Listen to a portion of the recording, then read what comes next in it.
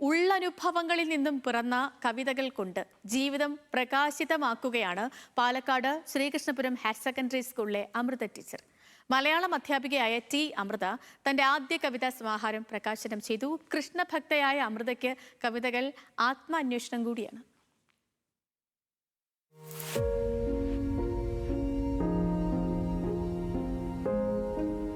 ഒരു നോക്കിൽ നിന്നോ വാക്കിൽ നിന്നോ കവിതയും കഥയും നോവലുമൊക്കെ പിറന്നു വരാം.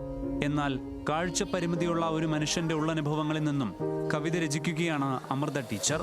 അറിവും അലിവുമാകുന്ന ഭക്തിവിശ്വാസങ്ങളും തന്നിലേക്ക് തന്നെ നീളുന്ന താൻ തന്നെയാകുന്ന നൈർമല്യം നിറഞ്ഞ കൃഷ്ണഭക്തി കവിതകളാണ് ടീച്ചറുടേത്.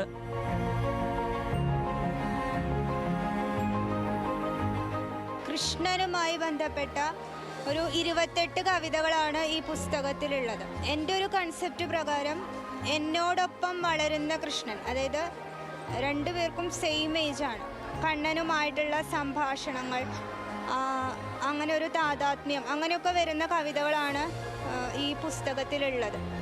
കണ്ണനുമായിട്ട് നിരന്തര സംഭാഷണങ്ങളുണ്ടല്ലോ, അതായത് എഴുതണേന് മുന്നേയും ശേഷവും ഒക്കെ ആയിട്ട്. ഒരു 2 മാസം അവധിക്കാലത്തിരുന്നിട്ടാണ് ഈ ഒരു കവിതകൾ എഴുതണത്. പാലക്കാട് ശ്രീകൃഷ്ണപുരം ഹയർ സെക്കൻഡറി സ്കൂളിലെ മലയാളം അധ്യാപികയാണ് ടി അമൃത. പഠനകാലം മുതൽ തന്നെ കവിത രചിച്ചിരുന്നു.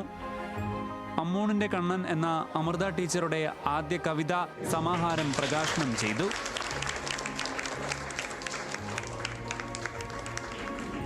ശ്രീകൃഷ്ണപുരം സ്കൂളിലെ കുട്ടികൾ കവിതകളെ ആസ്പദമാക്കി വരച്ച ചിത്ര ക്യാൻവാസ് ശ്രദ്ധേയമായി.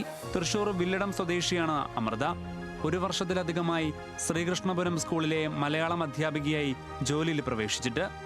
അമൃത ടീച്ചർക്ക് കൂട്ടായി അധ്യാപകരും വിദ്യാർത്ഥികളും എന്നും ഒപ്പമുണ്ട്.